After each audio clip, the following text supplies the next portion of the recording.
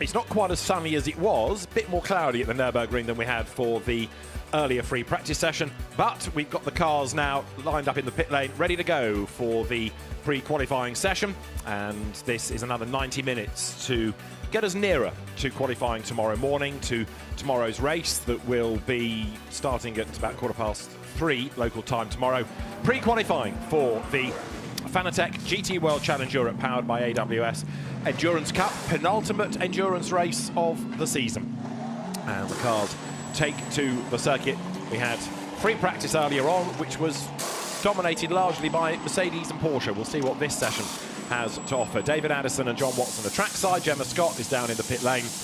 The one thing we did see this morning, John, was that Audi and Lamborghini have got work to do. Seemingly they have, and what was very surprising was to see in particular the 32 Audi so far back. That's a car we're accustomed to seeing. It ended up in the 18th position, 1.1 seconds behind the quickest of the Mercedes.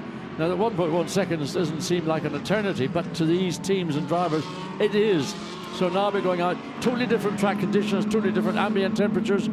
This will not relate very much to qualifying tomorrow morning, but it'll have a bearing to some degree to the 3-hour event, which will start at 2:45 Sunday afternoon. So teams will maybe do a little bit more work in regard to what they will be confronted with tomorrow afternoon.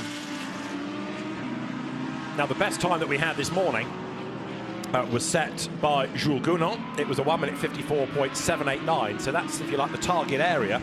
We'll see what develops out of this. And of course, free practice, John, we talked about it this morning. Teams do different things. They work through a different part of their program, but now maybe we will start to see a little bit more in terms of a lap time. Well, track temperatures and ambient temperatures would be less favorable to a track time than, let's say, we saw earlier in the morning. Nevertheless, teams might choose to run with a low fuel and a brand new set of tires, but I don't know why you'd want to sacrifice a brand new set of tires in conditions which are not going to be those that you're going to face come Sunday morning. And I would, if I was a team principal, I'd be trying to hold back as many of my fresh, such brand new sets of Pirelli rubber as I could to have them for when we go to this 3-hour endurance event tomorrow afternoon. Well, Arthur Rougier is the man offering up a target time, if you like, getting on with the program here as he hustles along. So the Lamborghini, which is another car that seemed to be struggling a little bit at the start of the day, looking a bit better now, but we've really got nothing to compare that with.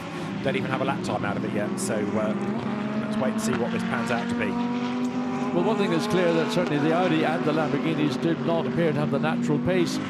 Whether it's the Emil Frey or the Orange 1 FFF racing team, or the Grasso Racing for that matter, let alone WRT with Audi's Attempto and Santaloc Racing likewise. So it was very much a Mercedes-Porsche fest here in the early part of the session. Started at 8:30 in the morning. Who wants to be up on a Saturday morning driving a racing car at 8:30? You and I don't start at 8:30 in the morning. Well, we're up at 6. Took us a long time to get started. Arthur Rougier is going to set the target time, and he's got teammate around him, hasn't he? Because the Lamborghinis go through together from Emil Frey Racing, and Arthur Rougier does a 1:56.889. So it's a gentle start. There's a bit more to come from that car. Yeah, 2.1 seconds away from the quickest lap by the 88 Mercedes. But it's only the first flying lap. And once again, we go into this whole cycle of what tire are they on? Yeah. Young, fresh. Look at that. Oh, dear. Do you want to get wide going up through the Schumacher S's? That is not a pleasant sight. The line narrowing and narrowing. It's not just these GT3 cars on track. We've got a plethora of racing going on this weekend. Yeah. GT4, Lamborghini Super Trofeo, tin tops, and have I missed something? No, I think that's it. Number 30, James Pull, under investigation for possibly speeding in the pit lane.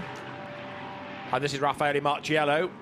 Romain Dumas has gone top on a 56.8. Martiello got his wrist slapped for that incident at Brands Hatch and has had a really lean season for ASP. The wins just haven't come, have they? They should have. Yeah. Should have, would have. In Brands Hatch, for example, in the sprint event, it was going to be very close between Oliver Wilkinson and Martiello in those closing laps. Had that collision, that incident not occurred, well, he goes in a 1:56.4, and that's about 1.6 seconds away from what we had seen earlier in the morning. So it was this car that recorded that fastest lap, but different driver, Jules Gounon behind the wheel. He sort of slipped that time in. We didn't quite capture it at the moment, but Jules Gagnon does get the credit for the fastest single lap some hours ago. Now this is Jim Pla, who has just jumped from GT4 to GT3 machinery and gets his brain in gear very, very quickly, and this could put him to the top of the times. Maxime Martin has gone fastest. Welcome back to the championship, Max. But now Jim Pla goes quickest of all, so it's Pla from Martin, then Barneycoat for McLaren, the McLaren, glued back together very, very quickly, but very well rebuilt. Herculean task by Jota. He's third, James Pull is fourth, Andrea Caldarelli fifth, Rafael Martiello is sixth. So slightly different top six to that we saw earlier, as Mercedes, Aston Martin, McLaren, Audi, Lamborghini, and then Martiello in 88, the car that was quickest, in sixth place. Best right. Porsche, seventh, Ikonen in Lamborghini eighth, Dumas Porsche ninth, then Rouge in the Lamborghini rounding out the top 10. Bit of a Hobson's top 10. It is. You call that the grid, that'll be quite lively for the race, but I think it's going to shuffle quite a bit.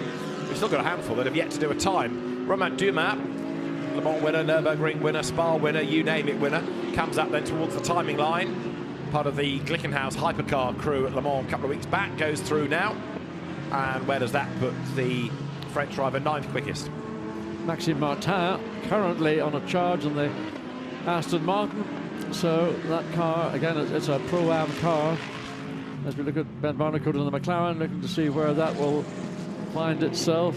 So where is Ben Barnicoat? Third fastest. Oh, there you go. Down to fourth fastest because Robin Friends has just gone third. Ben up towards the line and stays fourth quickest. I bumped into Ben at Skegness at the start of August. As you do. We were both at a Formula One stock car meeting. Skeggy. Oh, well, what a great summertime holiday resort for the families. Exactly. For our parents and our grandparents. They would have been sitting there, deck chairs, ice cream in hand, right, yes. Donkey rides. Oh, well, what about the donkeys, eh? It's the same donkey. Maxime Martin has gone fastest. We haven't said that in one of these races for a long, long time. It's good to have him back, isn't it? Well, Jimmy Plough just sort of eclipsed him in the space of, what, 3-5 seconds, as is often the way these out laps. The driver gets down to a time on the first, in this case, second flying lap for all, in fact, for the top four with their best time. Caldarelli, likewise, in the 63, Lamborghini up into fourth place. Now this number 4 Mercedes is being hustled along by Lukas Stolz, who I don't think drove this morning. It didn't seem that he did many laps, if any.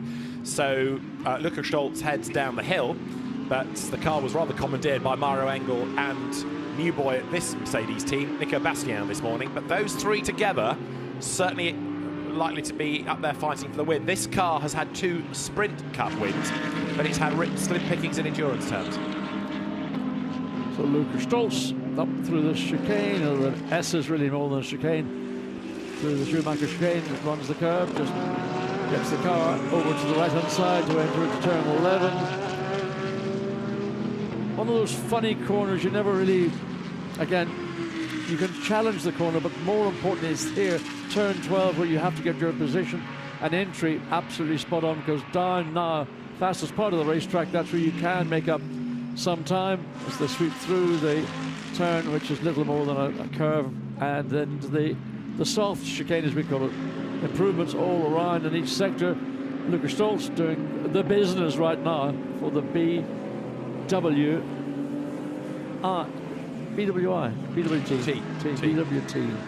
Yeah, water treatment company. Yeah. It goes over the line. And where does that lap put Lukas Stolz? Keeps it 12th.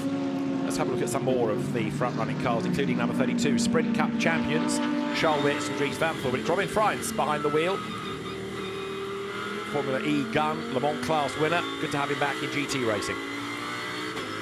Indeed it is. A very all-round driver these days, Robin Friends, jumping from electric power to fossil fuel, and great weekend at Le Mans, and then back into a GT3 car. He did notice, and I'm not surprised, that the level of downforce you get in an LMP2 car is somewhat greater than you get in a GT3. Yes. And that's a reset of your whole body, mind, what you can and cannot do.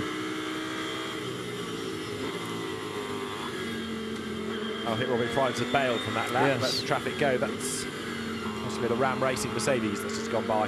Either he's bailed or he's got a problem.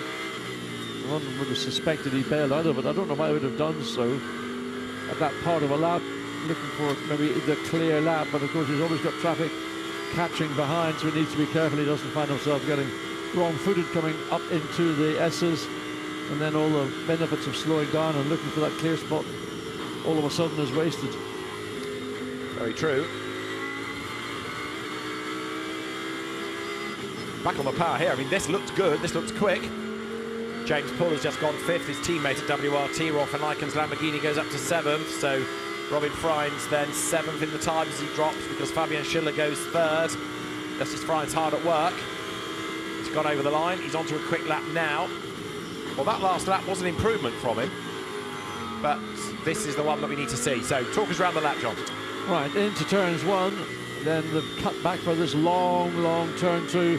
It is a part of the racetrack we've seen previously. Depending on your exit out of turn 1, a close car can find a way either a long way around the outside or nose his way up the inside. So it's a corner that you need to be on your toes and be defensive. But into turn 4 now, and then the run down is a short run down to turn 5. Again, opinions vary as to how you take the exit of the corner. Some were hugging the inside, some were going wide, and then making it a much tighter entry to turn 6. And there in the pit lane is the Phil Keane, Stefano Constantini, Hiroshi Hamaguchi Lamborghini. Now, there was a bit of concern in Lamborghini land after free practice, because number 63, the Pro Cup car, if you like, lost its rear wing, which just should not happen. Absolutely, and fortunately it happened at part of the track where he was still essentially under braking, but just at the point of beginning of the turn. So the back end did get a bit lively momentarily, but the wing just sort of flew up, flew down, bounced along the racetrack, and I'm sure the team have had a cursory and very sound look at why that would have come. Very unusual to see a wing and a GT3 car detaching. It's not as if it's built down to minimum weights and all that kind of deal. These cars are running at a homologated weight, so strange why that should have occurred. Well, James Pull is doing a pretty good job right now. I know he's under investigation for speeding in the pit lane, but he's also very quick on track, the 21-year-old. So, single-seater driver, turned Lamborghini racer, and drove in World Challenge Europe last year in the Lamborghini for Barwell. But here for WRT, 7th quickest, goes for the pit lane. So Robin Freins has improved up to 5th place, so he's now 3/4 of a second behind Jim Pla, who's currently the quickest, another Pro-Am car in 2nd place. Petrobelli having taken over from Maxime Martin. I think 90... No. Petrobelli's done that time on merit. I think you're right. Dries van Voor, Stuart Hall, you just saw in the pit box watching what's going on. Callum Eilert, soon to be an IndyCar racer. In addition to everything else he's been driving in this year, goes 12th as he comes across the line. So Callum Eilert, 12th fastest for Iron Lynx. A team that's certainly going places, isn't it? With its link with Prema, with its GT, with its single-seater and now sports prototype programs, all running along quite nicely. Well, from I think the first time I saw the team in earnest was this year at Monza. Yeah. Looked impressive there. Brilliant, outstanding performance for the team in Spa 24. And let's watch and see what the team is capable of doing. Certainly an extremely professionally run. Great car, good driver lineups, especially the lineup with Pier Alessandro Guidi, Nico Nielsen. And down she comes into turn 6. Yeah, so Callum Eilert heading towards the end of the first sector and is over a second away from the top time at the moment.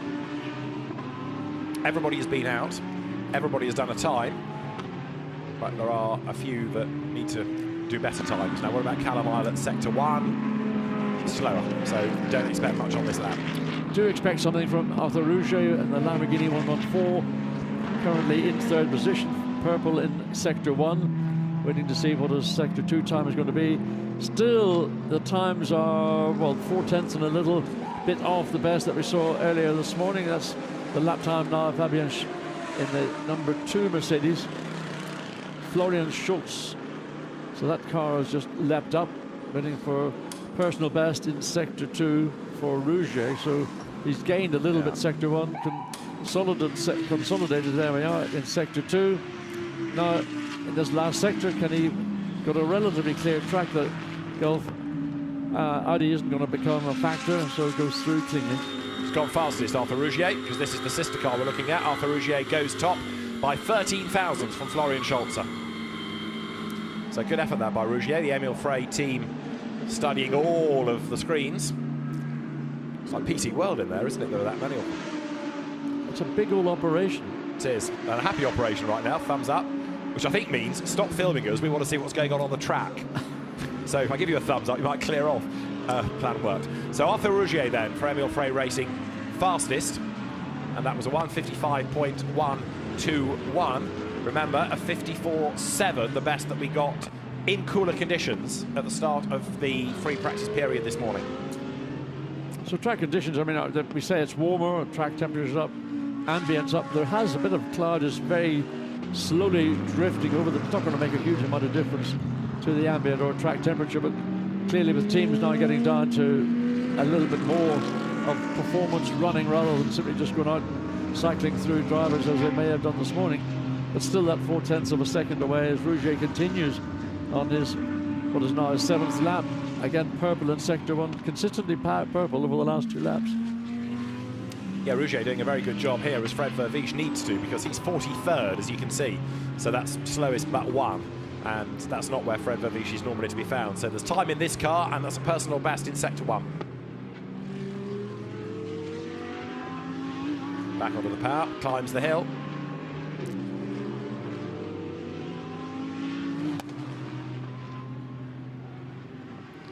Verviche bounces his way out of the S's, the Schumacher S.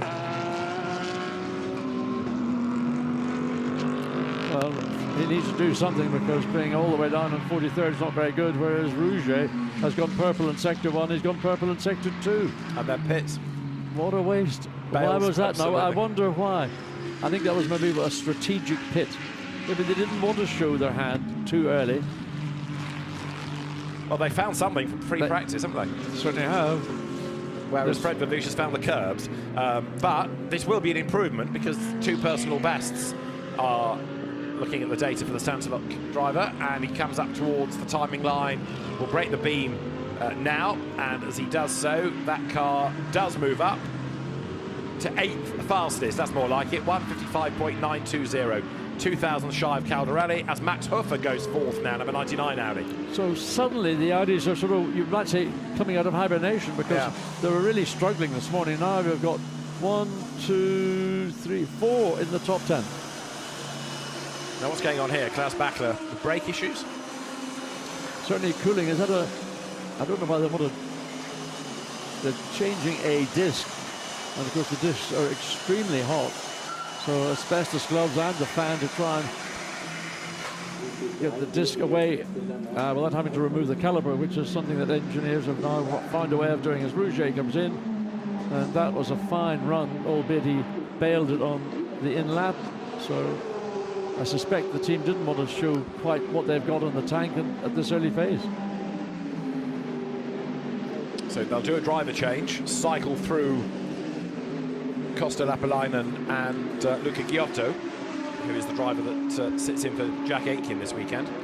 Arthur Rougier, who's been doing great stuff with a win to his name in the Fanatec GT Esports Pro Series, the 4th round of which is this evening.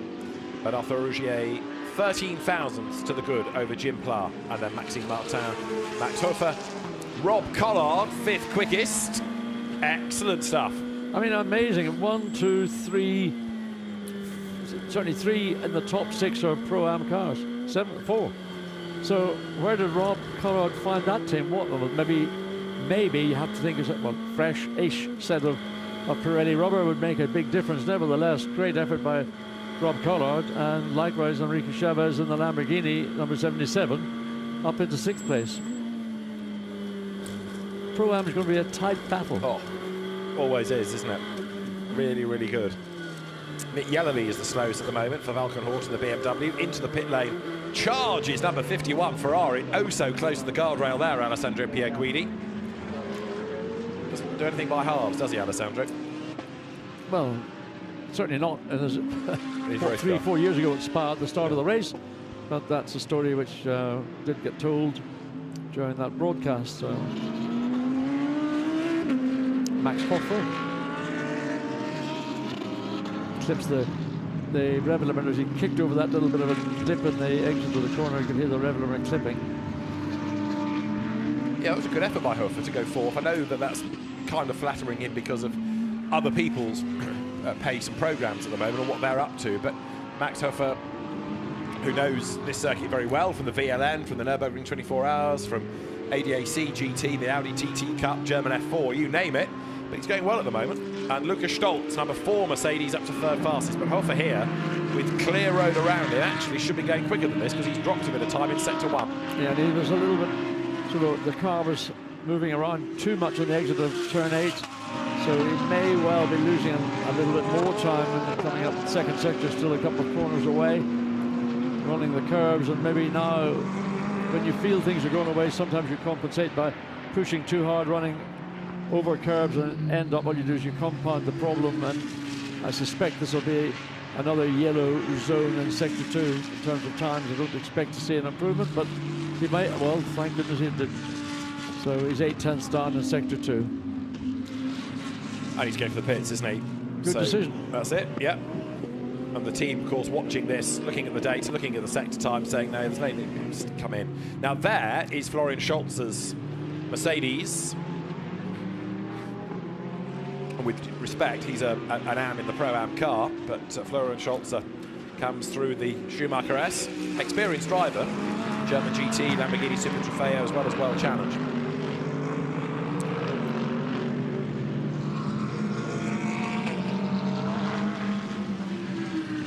Slow Lamborghini from Emil Frey up the road as well. Yes. So Lucas Stolz has gone quickest now, 1:55.033. So purple, so green, and white. Interesting. So he didn't even get a purple in any of those 3 sectors yet. Puts together the quickest lap so far. Interesting, isn't it? All put together nicely. Consta Lapalainen has taken over the 114 Lamborghini that Arthur Rougier was doing good things in. So that car now back out on track. And Scholz for Jim Plar, if you like, because he did the time, 3rd at the moment. Now, let me direct you to Porsche for a moment, because this is not looking that good a session right now. The best I can find is 19th. Indeed, and 20th. And 43rd is the Klaus Bachler car. Well, what a change around. I mean, it's effectively a test session, a 1.5-hour test session. It is not a qualifying session. So whatever Porsche did this morning when they were very not dominant, but they were in the top 6 consistently, and pretty much amongst that group of Mercedes that really did dominate. Now, well, tyres, yeah, as they say.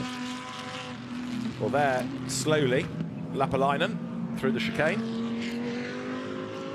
presumably looking for a clear bit of road. I would assume that was the case. Certainly, I thought maybe he might have even been coming in the pits travelling at that speed, but obviously he's decided he wanted the clear track. He's got a little bit of, well, certainly 1 car ahead of him, but that's probably about 4 seconds or so. Unlikely he's going to run it down in the space of a lap.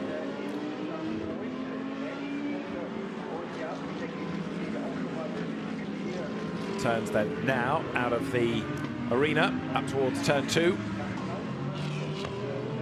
So Lucas Stolz the fastest, now by 88 thousandths, having gone faster again, a 56.033. Let's hear though from Arthur Rougier. He's with Gemma. Arthur, things have certainly improved from this morning's session. Yeah, it was a big improvement. We tried something different with the setup, and now it's working quite well. So yeah, now we have a good baseline for the quali. Let's keep the same speed, let's say. Thank you very much. Oh, okay, cheers. So Arthur Rougier, the driver that was the fastest. The car is now 2nd, and Lucas Stolz quicker again, 1:56.033. He's now pitted. There is number 14, the sister car. Alex Fontana has taken over the Silver Cup entry now. So it's a bit of a brilliant ebb and flow all around. Times suddenly pop up, then drivers go back in the pits, do a driver change. Adrian Tombe in the 25 Audi. Well, that's the first time we've seen Adrian Tombe anywhere near that. The Sunderlock Racing, Christopher Hasse, one of the other 2 drivers. So where does that time come from? Yeah, because he was languishing, wasn't he? That puts Matt Griffin down to the foot of the times. Now this car looking a bit more poised now, isn't it? Because you can just see the way it's moving around the racetrack. Alex Fontana is putting the energy into it. down the hill, heading to the end of the first sector. So in a minute, Watty, this will tell us whether this is going to be a better lap by Fontana, and the answer is no, slightly slower.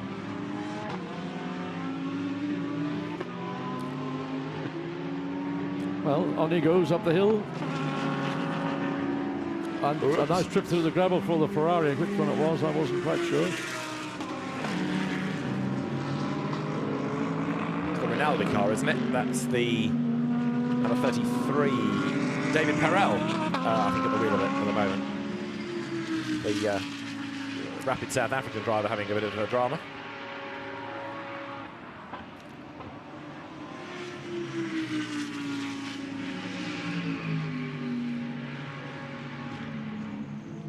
So there, number 14, pressing on, and Alex Fontana down to 14th in the times now. And have we got to that plateau now? There are relatively few greens coming up on the screen for improved sector times. And I mean, 1:56 was the best time for that car, so I don't know whether that's going to make any change or not. I don't think it did.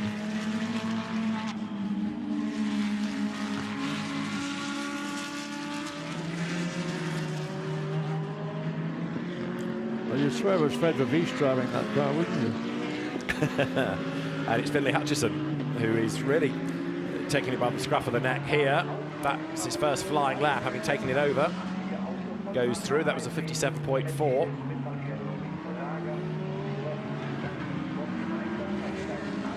I'm still concerned about Matt Griffith's Ferrari, you know. From earlier on it was the slowest, it's the slowest again. Need to try and dispatch Gemma to go and investigate what's going on with Griff, because that ain't right. Well, it's consistent, one might say, not in the right direction, but they didn't really get a time of any note this morning, and the slowest of all so far, just coming up to the end of the first 30 minutes.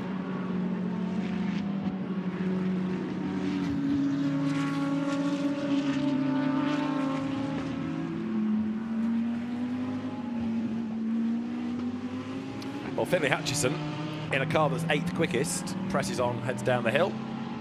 So it is Mercedes, Lamborghini, Mercedes, Aston Martin, Audi, Mercedes, Audi, Lamborghini, because Enrique Chavez for Barwell is now 9th, and Mercedes 10th.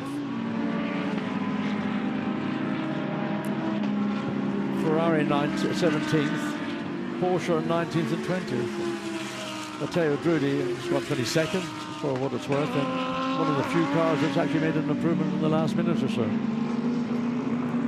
One car that was struggling early on, Nick Yellerly, BMW, he's got going up to 35th, but Christian Engelhardt, who's now taken over number 54, that was the one we had with the brake issue, wasn't it? That car now needs to get on with the programme. It's lost 10 minutes in that one pit stop alone. Interesting that it must have been a problem identified in the first lap or two of the session, because you wouldn't anticipate to do a disc change during a live session, maybe in the break between, but not waste time in the session itself unless there were a problem. No, I mean, that clearly would be a problem. So quite why that would manifest itself so early in this session, whether it was a brake problem per se, whether it was an ABS problem, but they were removing the disc, and that would indicate there's an issue somewhere in that brake system that they need to effect a repair on. But as you say, it's rather unexpected to happen so early in a session. Sky Tempesta Ferrari up the curb. Chris Froggatt at the wheel of it.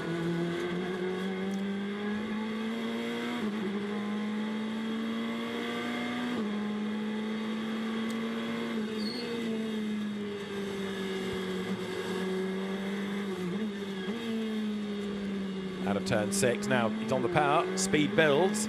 Plunge downhill to the end of the first sector here, John. Yeah. I mean, it's very easy all the way down the hill. Just have to pick your brake point. It's always better to make marginally earlier here rather than getting too deep and running slightly in the middle, almost making 2 apexes in the course of going through turn 8. Let's listen. Look how narrow the line is getting on the exit. It's very, very much a one-car line through the second part of the Schumacher S's, and that will probably not improve at all. The only thing that's going to clean it up is if a car gets into that gravel and scatters it to the 4 winds. Well, Froggatt's actually done quite well for traffic here, hasn't he? As in, there's not much around him. And there's only maybe less than a quarter of the cars. 1, 2, about 8 or 9 cars at most in the pit, so it's still a relatively busy circuit, but this part of the circuit, Fogert has found relatively clear air, so currently in 29th position, and that was an improvement. Yeah. So is this going to see any further improvement from 29th as the Brit comes across the start? It's actually 24th now, so that was an improvement. Number 16 here, the car that Tim Zimmerman had his dramas with at Spa. This is the Grasser Silver Cup entry. And Marvin Deans, just up the road, has just gone fifth fastest in the Mercedes ahead. So that was another good effort. This is Kiko Galbiati at the wheel, the Romanian-born Italian.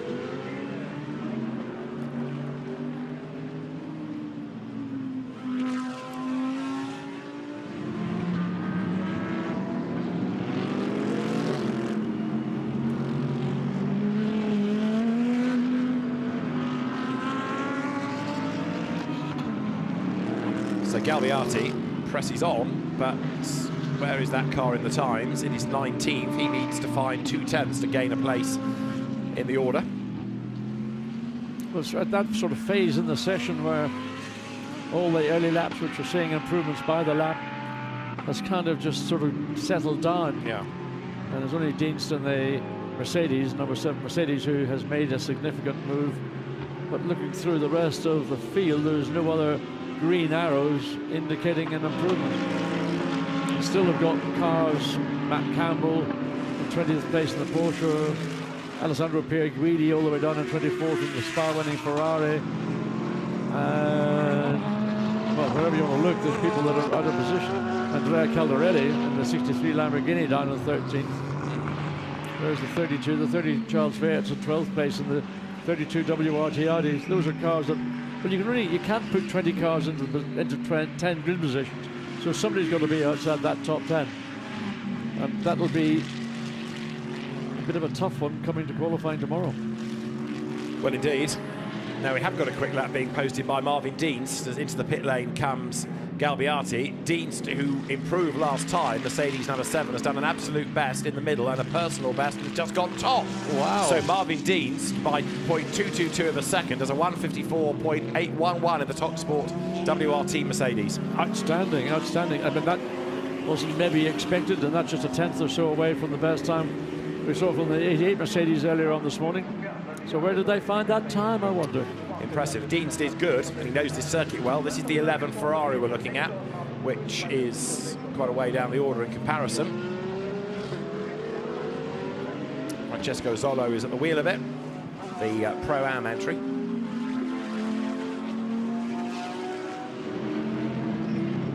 So, that was unexpected, really. The TalkSport 7 Mercedes. Well, let's give them the benefit of the doubt and say it was all done by Deans. It wasn't done by new rubber.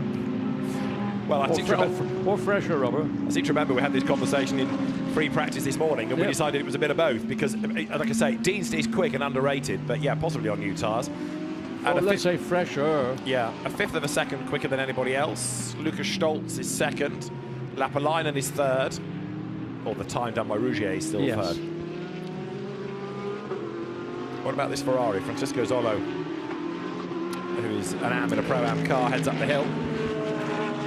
Looks like the car maybe not quite set the way they want. There's too much back end moving around coming out of turn 8. And of course now he's going to be facing traffic ahead of him, and the Porsche looming in his mirrors large. So 22 Porsche, probably very keen. Matt Campbell behind the wheel. He'll not want to get delayed by the Ferrari ahead. There's not much you can do about it. At this part of the racetrack, he's not close enough to make a move, bring up into the S's, so he's just going to have to be patient. Yeah, Matt Campbell 21st. This is not where you expect to find the Porsches, certainly. No. The GPX racing squad, with last year having run the retro Gulf colours, this year Martini colours. One of the discussions at Le Mans, looking at some of the rather uninspiring works colour schemes, was what are we going to remember fast forward 20, 30 years of Porsche liveries of the day, because there are lots of retro liveries, but no really outstanding ones at the moment. We're on board 22, coming out of turn 1, John. He looked like he overran in, to me, going into turn 1. So there are options you can take into turn 1. It depends if there's traffic around you, but Matt Campbell certainly hasn't closed appreciably on the rear of the car following, so it's looking like it's pretty much struggle. Third gear up to fourth, going down into turn 5. On the brakes, back down the gear. Watch what he does on the exit. So he's one of these that opts to not go quickly back to the left, try and cut back to the right to get down into turn 6. So runs the curve in the exit. Speed builds down through the curve of 7, up to 224 kilometers per hour on the brakes. Keeps the nose as tight as he possibly can, and that, for me, is the preferred way to get round turn 8. It's the shortest way, then up the hill, and it doesn't sound to me like he's in full throttle there. So I don't know what Matt Campbell is doing on this particular lap. Certainly through turn 11, and again Ferrari coming into play, so he want to get clear of that if he possibly can before he goes on to another lap, assuming that's what his decision is. So through the curve and then the run up into the S's, and he closed on the Ferrari in turns 11 and 12, then he's just backed out of it again, and again letting the Ferrari go. So a lap of nothing for a 22 Porsche. But he stays on the money now. Look, back on the power coming out of that last corner. So Matt Campbell's going to go again. But pretty much every lap you're going to find traffic somewhere. Yeah, in the process, Albert Costa in the 163 Lamborghini is almost, well, he's up to 6th place on a 155.3. So one of the few greens, Patrick Assenhammer, likewise has done so down to 32nd position. So on board the Bentley. Is he letting the BM through, or is he trying to find a way around the BMW? We're on board now the Bentley. Stefan Tribodini at the wheel. 107, which normally has plenty of horsepower, this car. 39th in the times, as you see. Well, he's been certainly cautious letting the Aston go through, or the Mercedes Aston, the Mercedes get through. They're currently down in 40th position as we go back to the 188. So whereabouts is the 188?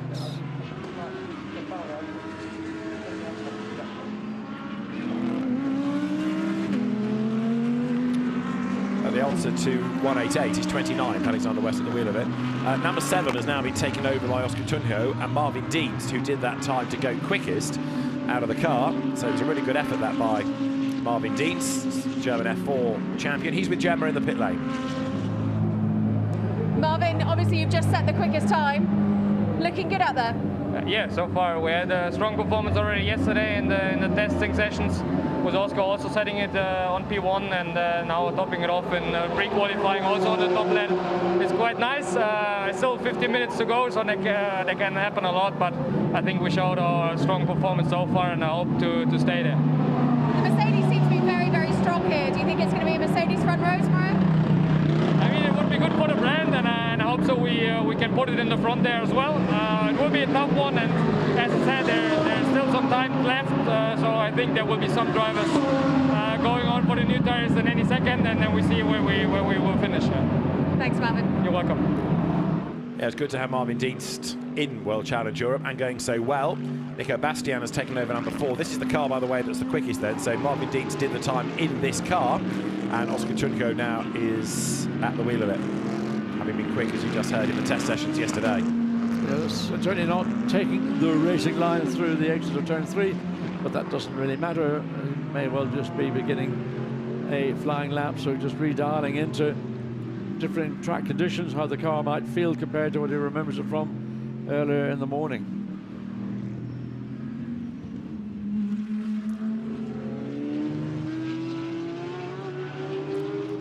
So Tunjo to turn 8 and is about a second down on the absolute best within the first sector. So Oscar Tunjo, who got as far as GP3 before concentrating on GT racing, heads up the hill. Now, nobody else really doing anything in terms of a lap time, but in terms of top speed, BMW number 10 and Bentley 107, again, all of that grunt that we talk about so regularly, topping the VMAX speeds from Martin Tomczyk's BMW, Armin O'Harthy's Aston, and their similar car of Valentin Asclot. Once again, mid-front engine GT cars are showing to be quickest in a straight line. Yeah. But not a Mercedes amongst them. No, it's interesting, isn't it? And how are we doing for Mercedes? 1, 2, 4 at the moment.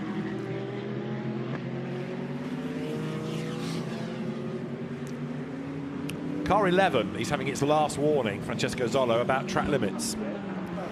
So Francesco Zollo needs to be careful now, otherwise that's going to end up being brought into the pit lane and much risk and interesting, it hasn't had any gain on his current position. He's still 43rd, so even if he is getting pinged for track limits, it's not actually helping him. News from Gemma in the pits about number 53 Ferrari is that they're bedding in brakes, working through a program. They're not going to waste any new tyres in this session, so they're quite content. I think that's the right move. I think what's going to happen tomorrow morning will be there'll be some similarities to where we are today, because some of the cars that are at the front of the grid, front of the field, will be those that'll be there tomorrow morning.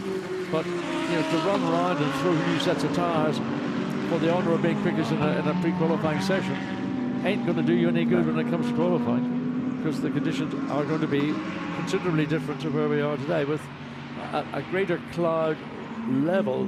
It's just drifting over. It is, isn't it? Gradually and almost unnoticed, but it is there.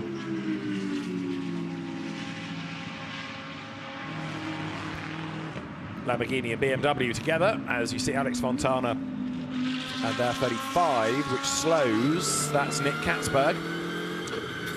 BMWs look like they're struggling as well. I know they're not as strong numerically, but neither of the Valkenhorst cars as yet looking all that mighty, are they? Because they are 36th and 41st.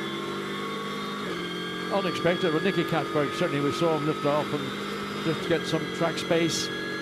So down the hill into turn 1. Now listen, watch where he turns in. Let me see, does he make the apex? Yeah, he gets it reasonably good.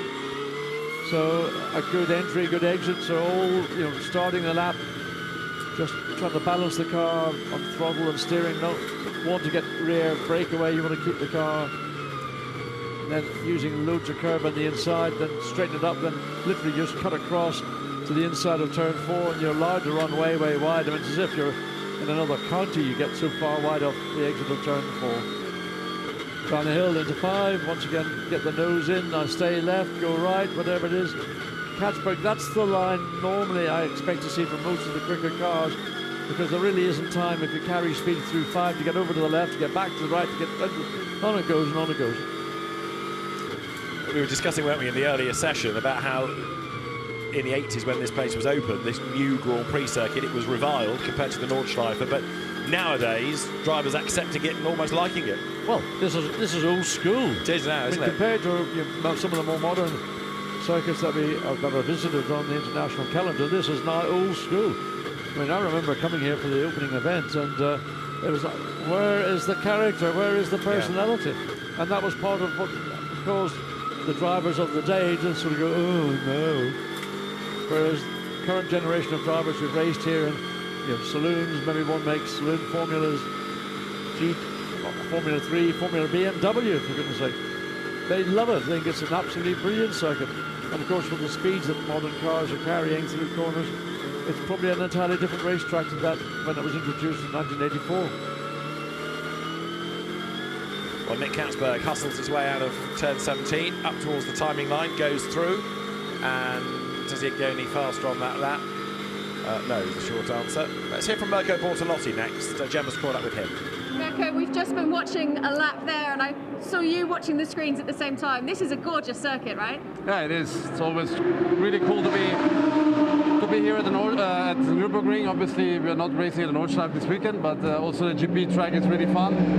So it's great to be back after quite a long break since Spa 24. So good to be back. And a car, I'm not seeing the times I'd expect to see from you guys. This morning you lost the rear wing. What happened there? Yeah, it's just the second day. I mean, it's pre-practice. Never really know in free practice what kind of tire situations everybody has, because obviously we're coming from a big race like Spa. There's some cars that unfortunately didn't have a long running there, so they have probably better tires for free practice. So it's really difficult to really judge where we are on Saturday. So we will see tomorrow. Tomorrow counts, qualifying and the race, and yeah, we're just trying to get ready for tomorrow. You seem to be quietly confident for the weekend, smiling behind that mask. Yeah, of course. We always go with the right mentality into the next race weekend, and trying to get the maximum out of our package. We know we have a good package. We know we have a good team, strong drivers, good cars. So obviously looking forward to the race, and I think we can do well for sure.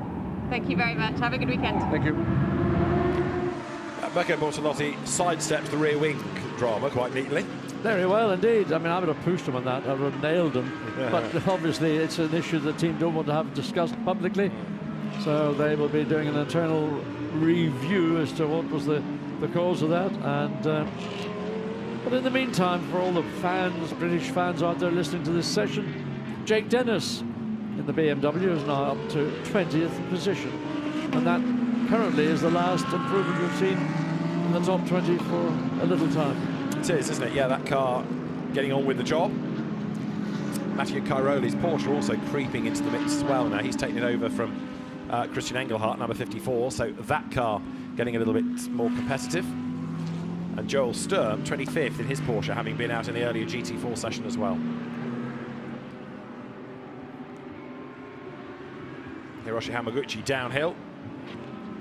Winner of the FIA GT Nations Cup, going back a few seasons to a wet Vallelunga. Didn't stop them racing there, did it? Didn't stop racing there. No, that was very wet, remember that? Got more than 2 laps in, didn't we? Yeah, it was absolutely swimming wet.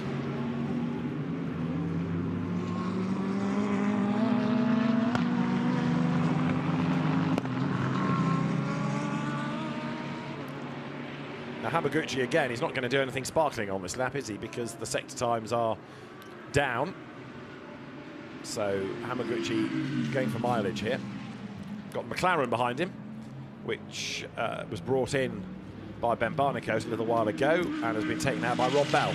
Yeah, as Rob Bell's run down and he's gotten into the pit lane, he caught up to the tail of the Lamborghini, but wasn't actually on a lap that was going to make any significant or any improvement really whatsoever. So Rob Bell currently 18th into the pit lane, and either do a driver change or do a little adjustment to the car as Hamaguchi comes across the line. And once again, no significant improvement. Currently in 38th position. If you look at 32, still waiting to see this car light up as it lights up the pit lane. Yeah, Dries van Thor at the wheel. So we've had Robin France. Dries does his stint. We've just nudged past the halfway point here.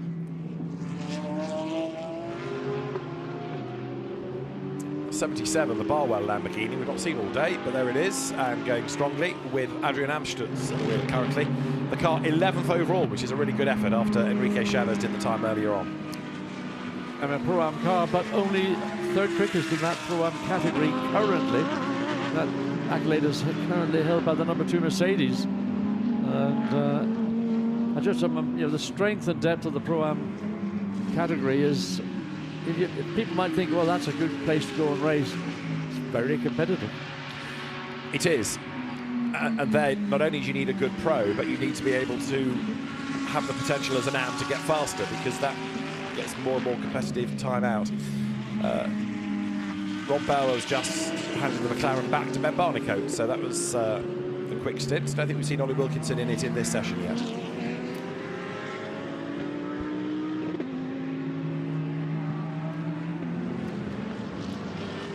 So keep an eye out on the number 4 Mercedes, Nico Bastian.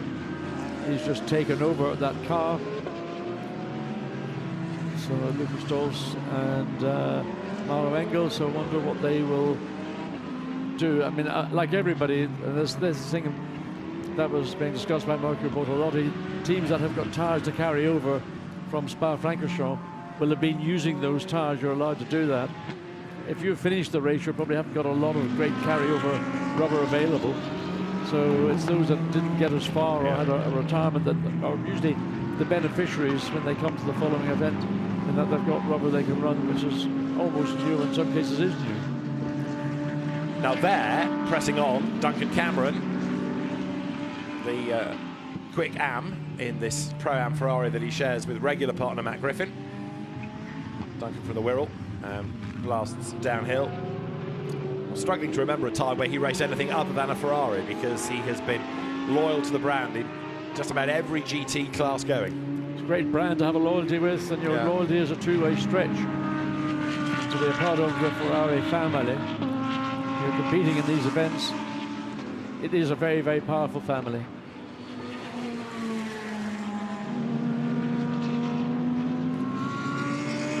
Cameron has raced successfully in British GT and then decided to go and race internationally. He's done ELMS, WEC, the 24 Hours of Le Mans, the International GT Open Championship, and to an extent picks and chooses the races, the championships he wants to do, but goes well with constant support from Matt Griffin, that's for sure. Well, it's a very good double act. Yeah. And it's, you know, a partnership that's sort of lasted a long time. They've, in endurance events, tended to go down the two-driver route. So,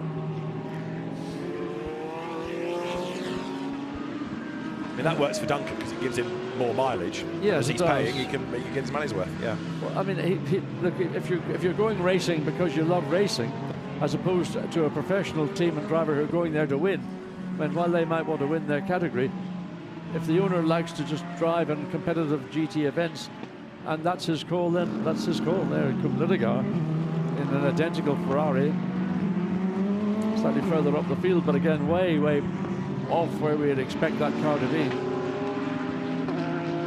Yeah, considering how well it went at Spa, 29th is not where you anticipate the car to be, and even this morning the car seemed to have better pace. It was 14th, so yeah, something not quite right there either.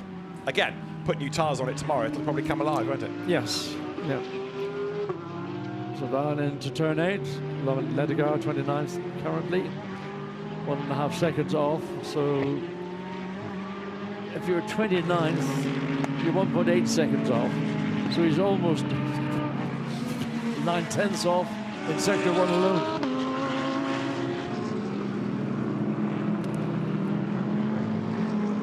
Come Ledigar, Carrera Cup champion, Endurance Cup champion for McLaren, if you remember, with Rob Bell and Shane van Gisbergen going back to the Von Ryan days, and now having defected again to a different brand, to Ferrari, part of the Iron Link squad, and the young French driver goes nicely in this car. So up into the chicane, or the S's, really not the chicane. 2.8 seconds down in that second sector, so I mean, what can you say other than the team will be learning regardless of what the gaps are in sectors 1 and 2 and 3. 3.3 seconds down, 158.160, and that is just 3.5 seconds down on, so I beg your pardon, it's saying 1.8 seconds down on fastest time. That midfield from 9th place, 10th, so yeah, 9th place all the way down to, well, wherever. I mean, it is barely a cigarette paper covering that group of cars, 20-odd cars. The red Ferrari there, 52 Louis Machiels, who's got more starts in this championship, endurance and sprint, than anybody else, comes now down towards turn 1. There is Louis Machiels for AF Corsa, the car that he shares with Andrea Bertolini, and the third driver, normally Nick Homerson, but no third driver this week. They're doing it as a 2-driver attack. So that gives Louis Machiels a little bit more drive time as well, and is another factor to throw into that Pro-Am melting pot. Duncan Cameron has just pitted in the sister car, number 53. it is strange that not Duncan Cameron, but Matt Griffin, who's the pro driver in that car, hasn't managed to drag it up the field, certainly into the, let's say, the bottom of the top 20. Yeah, I agree. Middle of the 20 to 30. Yeah. Middle 20 to 30 would be where it should be. I mean, even on old rubber, you'd expect Matt Griffin to be quicker than some of the other AMs. Absolutely. So maybe there is more to that and they don't want to tell us, but I say all of this by way of complimenting both Matt Griffin and Duncan Cameron. You would expect them to be faster. Well, so 44th is that car right now. 33 minutes still on the clock. Louis Maciels has found himself a playmate, but it's not helping a lap time, is it? And lap times are few and far between right now.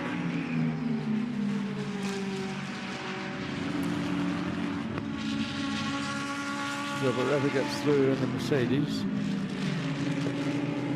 And a late call into the pit lane. I don't like those late calls. I'd rather see an indication coming a bit earlier that a car, slower car, or any car for that matter, is intending to come into the pits.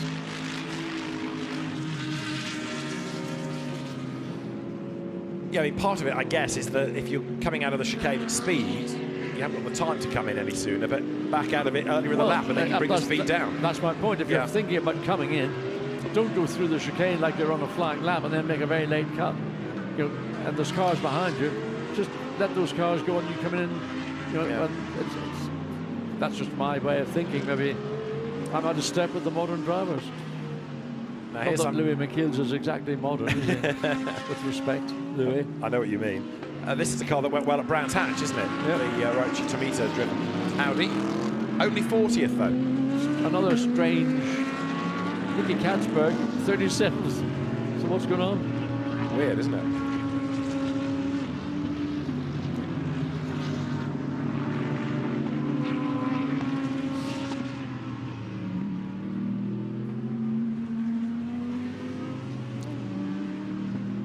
So there is no green whatsoever in terms of positional changes, timing and scoring.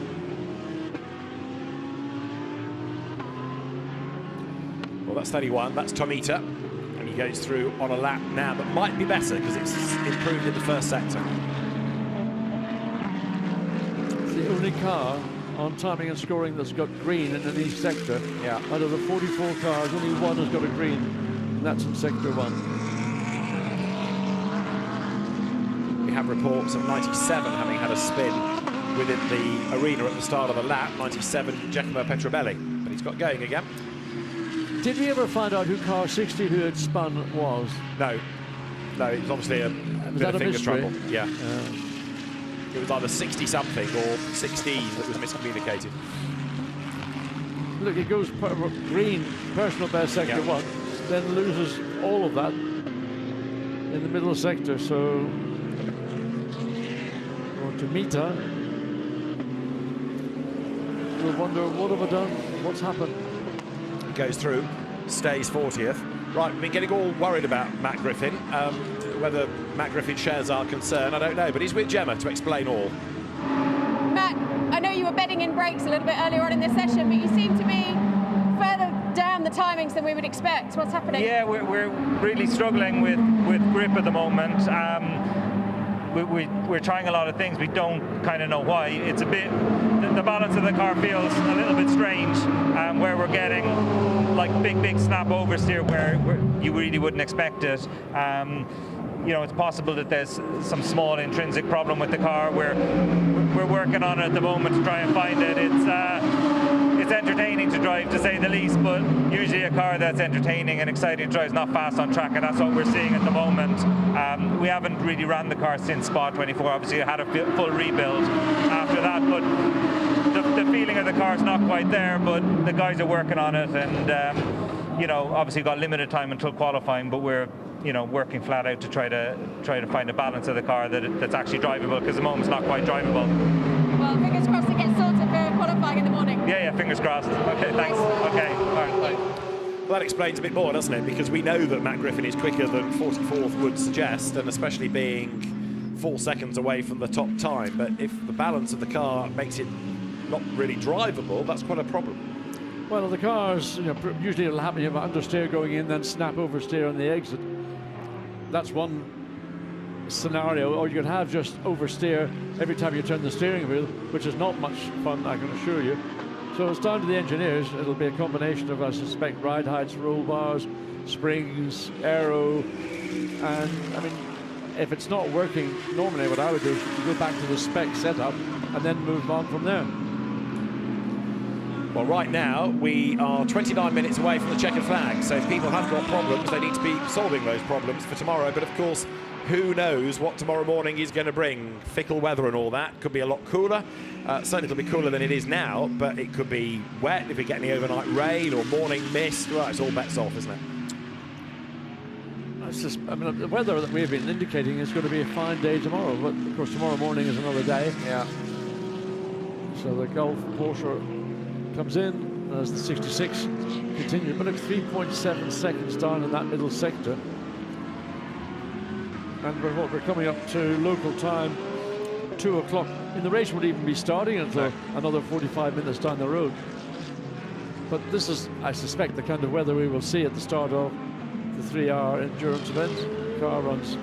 And there's just no pace there. You can see he's having to wait. He can't even really turn the wheel to get the car to get some bite in the exit of the corner. And this was another car that we were looking at this morning, thinking that there wasn't that much bite, namely the Ferrari of Sky Tempesta Racing. Here we go, and this is the shot I love to see. Size 14 feet on the brake pedal, and I still think there's a too long a stroke on that brake pedal, isn't it?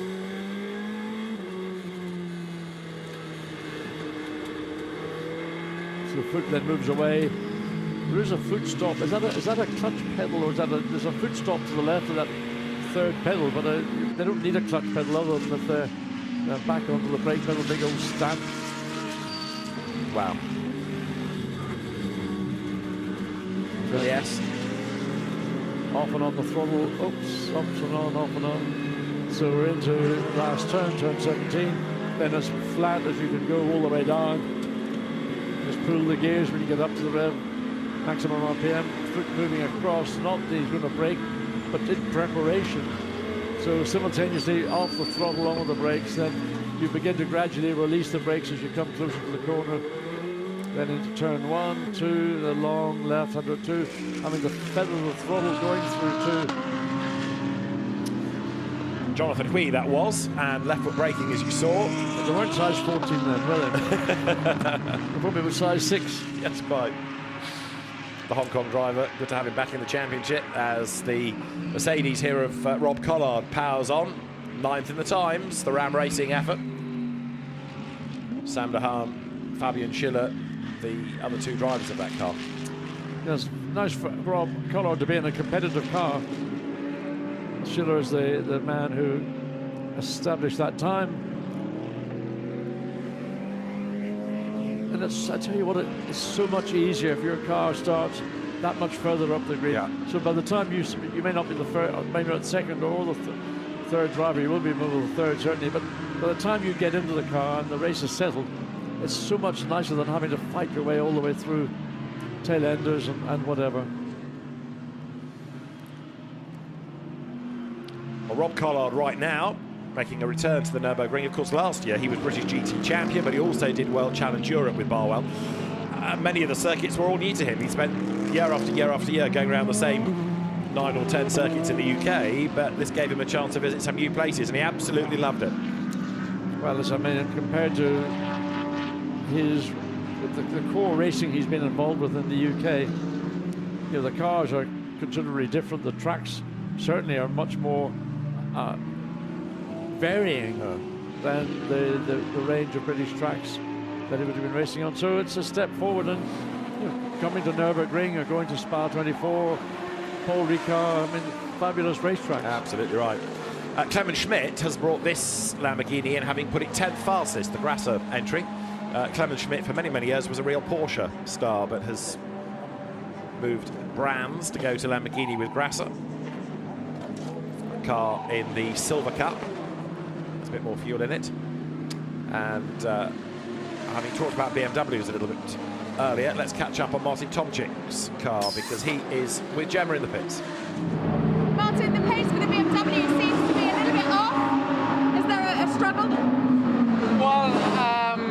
obviously, yes, our long-run performance is not as we thought it will be. The one-lap performance seems to be quite okay, but now with these temperatures at the moment, we are lacking obviously a lot of performance. We screw the car at the moment upside down, but at the end we stuck at a certain lap time, and obviously that lap time is too slow. So we see what we can do in the last 30 minutes, but it doesn't look really promising, I have to say. Is there a certain part of the circuit that you're really struggling in? Yeah, especially the first part, the very tight part. I mean, we know it's not the best part for our BMW M6, but at the end we are losing out there too much time. We don't know yet why exactly, but at the moment we are sliding more on the surface. Perhaps when the track rubbers in more tomorrow, it will be better, but that's just guessing. With the cooler temperature for qualifying in the morning, that might help.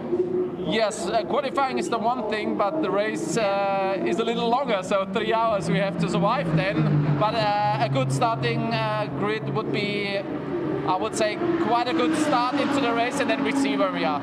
Thank you very much. Thank you. Yeah, qualifying is an hour and a bit tomorrow as a period of time, but of course it's split into those 3 sessions, so or 3 elements, so each driver gets to have a standalone session. It's the aggregate that gives you the grid. Drama here. Whoops. Where's he off to? That's the Hamaguchi car. Try and trace who was at the wheel of that in a moment. It wasn't too keen, I would have thought, but you never know. Way off the road, wasn't it?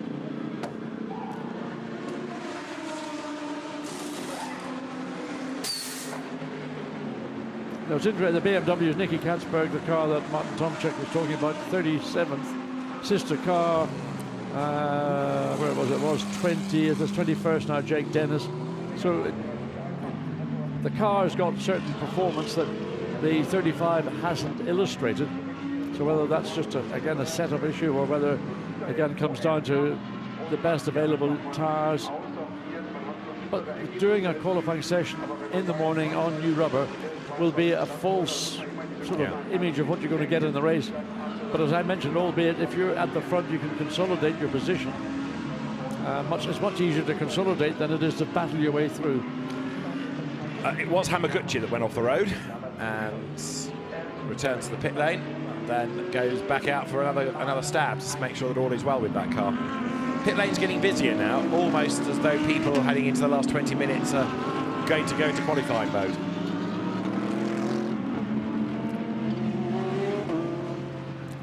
So the 107 Bentley, Stuart White down 41st, one of the less in sort of, we've seen the Bentley never quite be on pole position or front row, but been very, very effective on circuits where you've got good straights and you can use the grunt that the Bentley has got.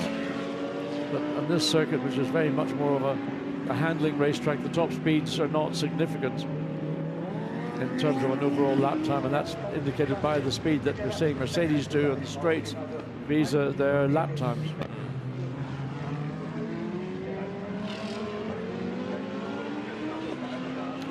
Well, there is Stuart White going down now to the first right-hander. Back onto the power.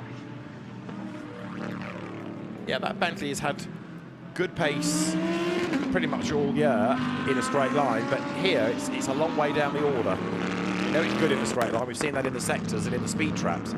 We're getting a driving standards flag now for 38, the McLaren, for disrespecting the track limits. Now, who's driving 38 at the moment?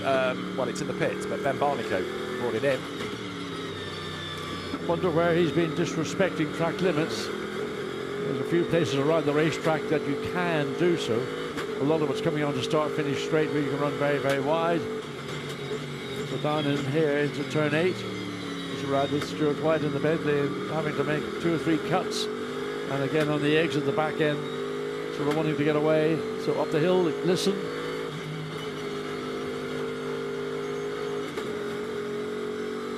It doesn't really feel awfully comfortable sitting in the commentary booth. Maybe a bit too far removed from reality, but it just seems as if it's a struggle right now for the Bentley. 1.8 seconds down sector 1. In total time, They're 2.4 seconds down on their best lap. Visa the best lap, which is still by the number 7 Mercedes.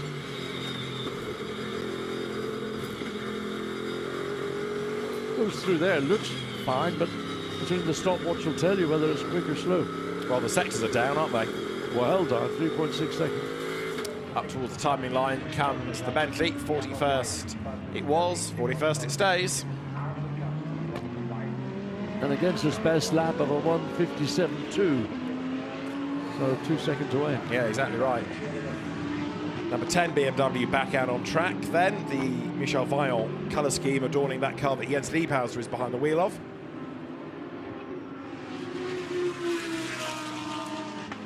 Comes now out of the Schumacher S.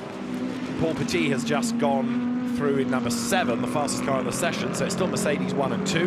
The BMW here has a little nudge to the curb and almost bounces itself out wide, but still pressing on is Liebhauser. Narrow angle in the number 4 has just left the pits.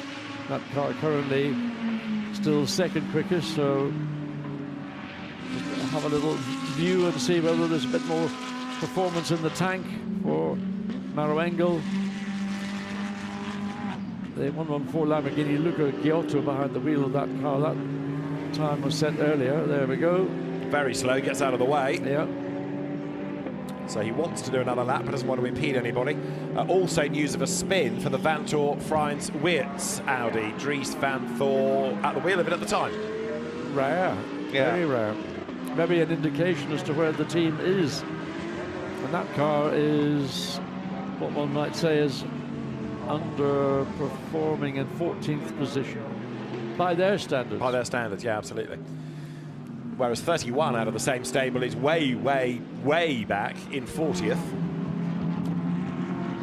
The Gulf car, the Rothko WRT one, is 16th. James Paul back at the wheel of that. He seems to have done the bulk of the driving in it. I mean, Attempto Racing of all the Audis is the one that's got the best performance standard lock, following them literally 8th and 9th, 7th and 8th in the order. That's blocking out. If this was the grid, that would be an Audi 4th row of the grid. The Bentley has just pitted that we were riding on board with a little while ago. Jens Liebhauser here comes down now towards turn 8, but again, this is slow in the sectors.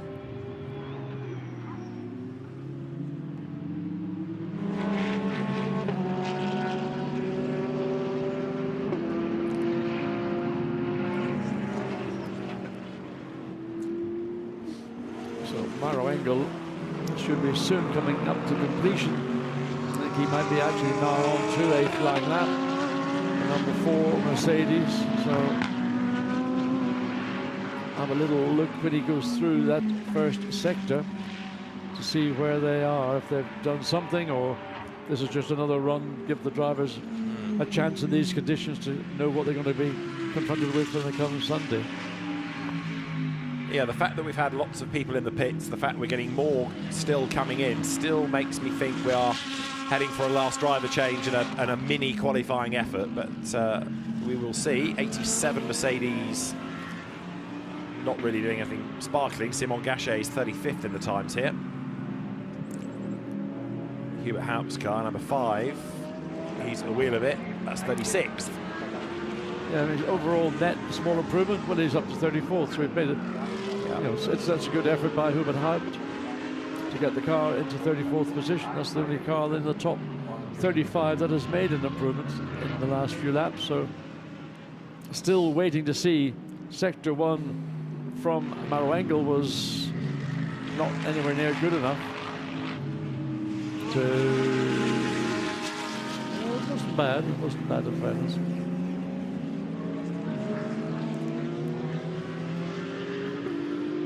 Another bit of green has come from Patrick Kuyler in this Ferrari. As you can see, 2 personals. He comes up, he's at the back of the traffic, goes 9th fastest. So you put a pro in a Pro-Am car and boom, up the order goes Patrick Kuyler. Great lap, that. Yeah, gained 30 positions in the space of that one flying lap.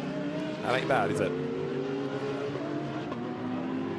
So Patrick Kuyler, David Perel and Benji Heites, the Colombian driver, the 3 in that car. I mean, neither Heites nor Perel are slow, but Kuyler there And that might be down to tyres as much as down to the flying fin. Bangs it up the order.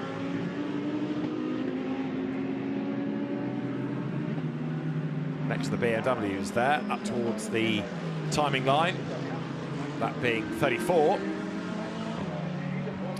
So BMWs have been struggling a little bit during the course of the day. David Pittard, who knows the Nurburgring very well, the underrated Brit, lives in Germany these days. Nordschleife specialist, but knows his way around the Grand Prix track very effectively indeed. Esports winner last time out at Spa, and a big part of the Valkenhorst family now is David Pittard, having grafted very, very hard for a long, long time to get budget, to get credibility, and made the decision to come and try and specialise in VLN at this circuit, join BMW that way, and it's worked out well for him. In fact, both BMWs have found improvement because Nicky Katzberger's the wingman too, David Pittard. So they're now 22nd, 23rd. The 35 BMW have been languishing in 37th position. We heard Martin Tomczyk talk about it. But again, I mean, I suspect it's all about just choosing the moment you go out and also the set of tyres you put on. So the two BMWs looking a little bit better, not, I can't say brilliant. So 35 now got Neubauer behind the wheel. It had been Nicky Katzberger, so it's Thomas Neubauer behind the wheel of the car. That Schumacher S has got one line, hasn't it? That's going to be sweeping for racing later on. That is the line is little more than the width of one of these GT3 cars. Exactly. Now, with 12 minutes and change on the clock, you're looking at number 2 Mercedes, Oliver Grutz at the wheel of it. Florian Scholze has been out in the car earlier on, and Florian currently down in the pit lane, ready to talk to Gemma. Florian, the car seems to be performing very well, as do yourself and your teammates. It seems to be a great start to the weekend. It's too loud. Seems to be a great start to the weekend for you. Yes, we are happy. Jim Pla is super fast. We changed because Nico has a chance to go on a pro car, but we are super happy with Jim, and yeah, we are in a good position. For me, I don't like Nürburgring so much, so for me it's a little bit difficult to drive here. But yeah, we are in a good position. Yesterday also the Bronze test we was good, so comparing to the amateurs we also was good. So let's see what's happening tomorrow. Can I ask why you don't like the Nürburgring so much? You know, every race driver likes a race race where he's fast. And at Nürburgring, I'm never really fast, and that's why I don't like it. Fair play. Well, it seems to be starting off as you'd like it to go on. It seems to be a great start to the weekend. Again, please? Just seems to be a great start with the pace now, so yeah, it seems to be quick. Yes, we hope so, we hope so. And we hope. You saw there as well, Florian Scholze with his bandaged hand, an injury out of the cockpit, but that's not going to help go round here, especially if you're doing a 1 hour stint. It depends what the injury is. It's a bit like somebody who's jogging and damages a foot. You know, you can run through the pain if you've got that kind of character and personality. You just got to get on with it. You know, the adrenaline is the best cure for any ills or pains or whatever. Get in, drive it, and just step out of the car and think, what was all the problem on? You'll get it later in the day or the evening, but at the point you're driving, normally your adrenaline rush is so great that it numbs out any discomfort. Well, Florian Scholze, I think, is done for today with just over 10 more minutes on the clock. And there is the car that he drives, Oliver Grutz. But, I mean, we're talking about this being fourth. I don't want to do down Oliver Grutz's efforts, but it's largely down to Jim Pla, isn't it? It is. I mean, it's still an outstanding position for a Pro-Am car to be in. That's followed by the Aston Martin. Right now, Petronelli behind the wheel. So I wouldn't have expected to see either that number 2 Mercedes or the 97 Aston Martin in this position, but that's what you get with Pro-Am, or you get the pro driver doing the time. And we know for many years Jim Pla, who has always been a Pro-Am driver, was inevitably the quickest Pro-Am driver in any session that we ever watched. Fabian Schiller has taken over from Rob Collard there, look, and the black and pink Mercedes looks a bit like a bruise from a distance, but it's a quick car, and it's done as its best at 1:55.7.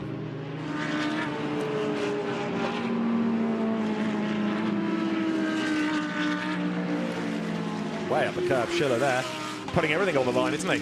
He does. I mean, I think Schiller drags a big performance out of a Mercedes. So, okay, it's the second down in the first sector, so same story. for each driver. But it's interesting that Schultz said, I don't like this racetrack. Yeah. And he said, well, circuits that you're quick on you like, circuits that you're slow on you don't like. And there was always this contention from team principals, you should like circuits and not like other ones. You're meant to be a professional. Yeah. But that's maybe looking slightly down the road in Formula One. Nevertheless, if you come with a view that this is not a place I like, it's sort of, you're starting on the back foot before you even get behind the wheel. Do you like a circuit because it's quick, or are you quick because you like the circuit? Surely it's a bit chicken and egg. For me, it was all about the country, the food, the ambience, you know. Yeah. Certain countries just I loved. Other countries left me underwhelmed. Something like that. Yeah. But I mean, I shouldn't have had that attitude. I should always viewed every racetrack as an opportunity to succeed. But we're all human and we've all got our preferences. Look at the line. Look how narrow it's getting. Oh, that is getting. I hope the sweepers are out tonight to clear that all away. There's a lot more running here. You've got GT4 and Super Trofeo and. The TCR Europe touring car race as well coming up next. Yeah, 3 races. So the circuit's going to be busy. 8 more minutes of this session to go. Another one being warned about track limit abuses. Number 16, the Tim Zimmerman, Kiko Galbiati, Clement Schmidt Lamborghini. We're looking at 114, which is shown as being Constellapalainen, although that's got a transponder glitch, we understand. Into the S goes the Lamborghini. So that really is, at the moment, upholding Lamborghini honour, isn't it? It's way, way quicker than anything else. And in fact, the second Lamborghini, now 6th. Yeah, Norbert Siedler's got 1:63 up to 6th in the times. The one that he shares with Giacomo Altway and Norbert Siedler. So they'll not be dissatisfied with this afternoon's performance. I mean, it's been very much one dominated by the 2 Mercedes, but that third place by Lapalainen, and the 114 car, certainly, has been a very strong performance. So Arthur Rouget, I suspect, might have been the culprit for that excellent time. Yeah, Rouget did that quite early on, didn't he? Yeah. He's been looking strong as 7 minutes remain on the clock. So where's the leading Audi out of all of this? 99, Alex Arco at the wheel of the Attempto car.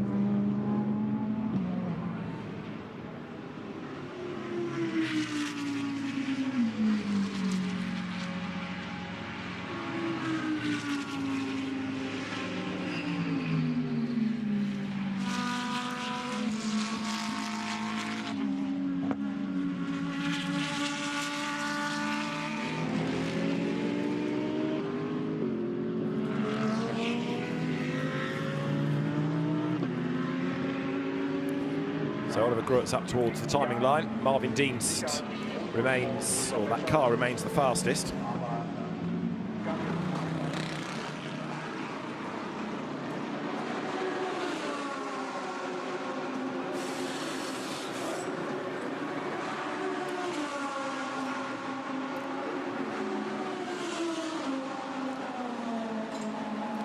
And there it is, job done. Car in the garage, happy days. Mauro Engel's having one last shot at this. Now, he's out there for a purpose, isn't he? So that's not just to drive round to the end of the session, that's to go for a time, surely. Well, his last lap was 1:57.0, so it's considerably off the pace of the best we've seen. So again, 0.8 of a second down in sector 1 coming up. There's the line demarked sector 2, 1.5 seconds down in the second sector. So for Mauro Engel, this is not going to see a lap. I mean, it may be representative of a race pace lap, but not certainly of a qualifying lap. So the number 4 Mercedes, the BWT sponsored car, runs over the curb and the exit. Again, a lot of gravel being dragged off. You can see where cars have kicked it up in this now. Again, it's almost a single line exit from turn 17.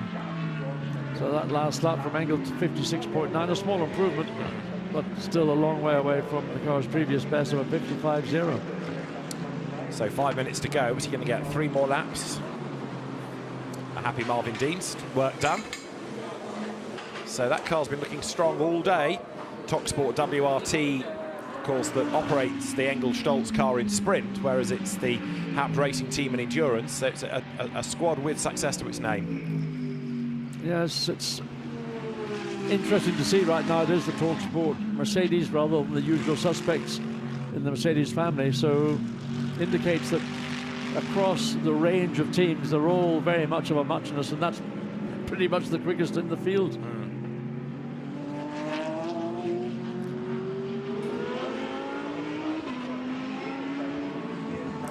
So there is the view as cars exit out of the final turn, run down up to 250 plus kilometers per hour into turn one. You actually have to make a brief turn to line up to make your apex. And the 222 Porsche runs slightly wider. Whereabouts are they in terms of... Well, there, as Julian Apopolet in 27th position. Just going back a conversation, the wrist injury to Florian Scholzer was a jet ski incident, incidentally. Mikkel Pedersen at the wheel of the Porsche here. He's going to get at least one more lap out of this, isn't he? Oh, but, yeah. The flag is imminent. Well, I must say, a jet ski incident makes a change from falling off a bicycle, yes, or a trail bike ragging it round the hills and mountains of wherever you live. So that's a novel one. Or hang gliding. There was a period of hang gliding accidents. Well, that was way back in my era. Yeah, exactly.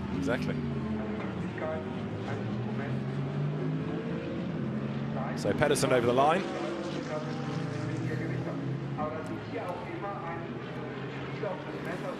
And he'll get 2 more laps out of the session. There, 32. Last roll of the dice here. Dries van Thoorenstoel behind the wheel. So come on, Dries, 15th quickest, 155.8, your best lap. Last lap was a 156.7. So still an ocean of difference. There's Van Voor coming through turn 12, comes up to across the line. There is the line, so, oh dear me, 2.5 seconds down. Yeah. Well, I have to say, in the pit, well, I'm not surprised. It's been, I say, a disappointing session. Maybe 2 sessions now for WRT. The car that was the dominant Audi just a weekend ago at Brands Hatch, and now it's really sort of mired itself in the middle of the top 20 and 15th position, and not the quickest car. The quickest Audi still is Alex Acker in the 99. That's the Attempter Racing. Then Christopher Haase in the Santa Lock, Fred Vish, Santa Lock, and then Dries van Thor WRT. Not used to saying that, are we? No. One thing to cheer about lower down, Matt Griffin is no longer last. He's 42nd now, as into the pits has come 32. But there is the Audi after a frustrating day. However, WRT knows how to turn it around come race day, doesn't it? Yeah, and I think that's the day finished, just a minute and a bit left. So Dries van Thor walks off somewhat disconsolately, looking straight away to what is going on, guys. What is going on? Where is the time? Well, this is a car that is 11th now. Clement Schmidt still at the wheel of it. But that's interesting that we've got all the Lamborghinis, not necessarily at the very top, but there's a real clump of them from different teams going better in this session. Yes, 3rd and 6th currently. And then in 11th and 13th. 16th. The car 16th is the 63 Lamborghini, which has just been demoted. I mean, even more notable is the 88 Mercedes with Jules Gougnard behind the wheel, which is in the pits right now, but that's only 14th because so the session, it's a session for people to run and do what they want to do. It has no, ultimately, as I suspect, bearing on what will be occurring in 24 hours' time. Well, the flag is going to go out very shortly, but 163 might squeeze through for another lap here as Norbert Siedler comes up towards the line. He will squeeze through for another lap. There's lots of gravel on the road there, look, coming out of the last corner. So it's a dirty racetrack right now. Siedler 6th goes by. And out comes the flag. First car to take it is BMW number 10, which the Jens Liebhauser entry just crosses the line. But there is Konstantin Apolainen coming through. Again, in the background, you can see all that gravel dragged onto the circuit.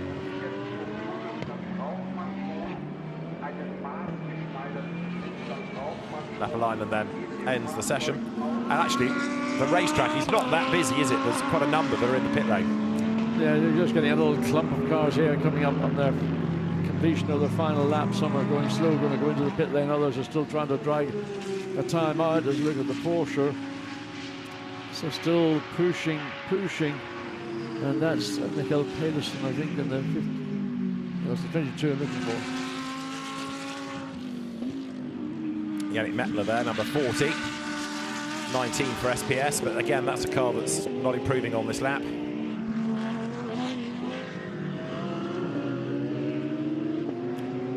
He'll take the flag, but to no real gain.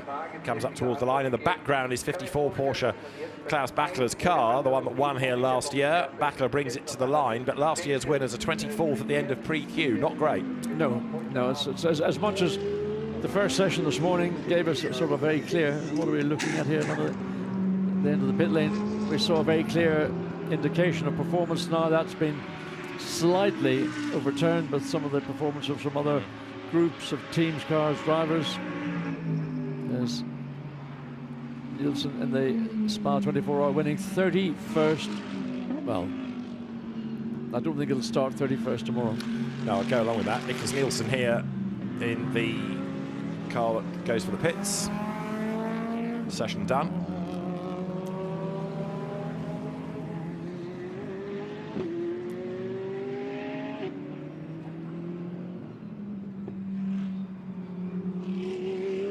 So everybody, I think, is now pretty much either taken the flag or got the message that they're not going to improve, or weren't out on the track anyway because so many were in the pits early on. Yep.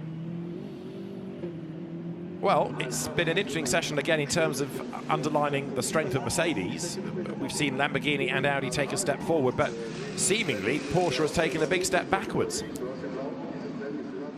Two things: track temperatures and track temperatures and conditions as a one item. But then tyres, those are the two things.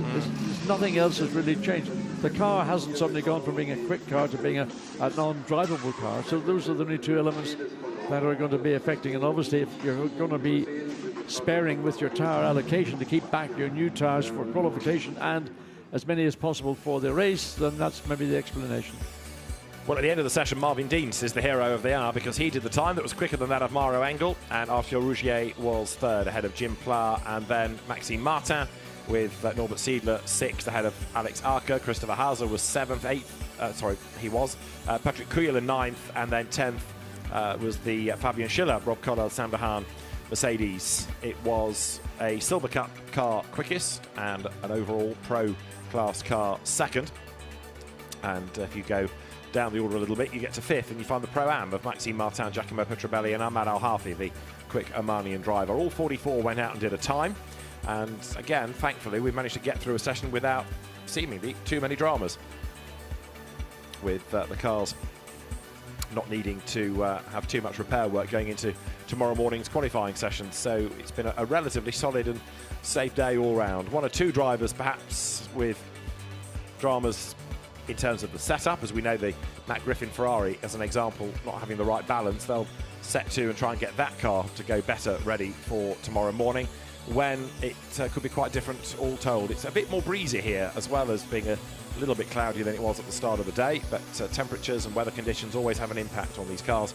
And at the end of the session, slowest was the Kessel Racing Ferrari of Francesco Zollo. He did the bulk of the driving in that car, and it's going to be fascinating to see what pans out in qualifying tomorrow. Quick look back then at the highlights of that session, with the field pouring out onto the circuit, trying to maximise the 90 minutes available, and the Romain Dumas Porsche number 56 was one of the first out. Way up the curb was a hard-charging Jim Pla, and he hustled on to go to the very top of the times early on in the session. As the road got busier, so people's lap times were somewhat affected. Arthur Rougier had done a really good job for the Emil Frey racing team. He bailed to allow Konsta Lapalainen and then Luca Giotto a chance behind the wheel as the best of the Audis became this car, number 99, as pressing on was Alex Arca. Off the road, number 33, David Perel at the wheel of the Ferrari, and Duncan Cameron's Ferrari was having dramas with the balance, and it just was not a very nice car to drive. But they carried on working on the setup as Emil Frey Racing continued to work on all three of the Lamborghinis to make those more competitive for race day as well. Number 7 of Marvin Dienst went quickest after about a third of the session. and stayed there. The TalkSport WRT car ahead of the number 4 Mauro Engel driven Mercedes, as here the 10th was Fabian Schiller. Off the road was Hiroshi Hamaguchi, but nobody with any real major damage come the end of the session. So qualifying first thing in the morning, we'll see you for that. We'll see who comes out on top. For now, from Gemma Scott, John Watson and David Addison, goodbye from the Nürburgring.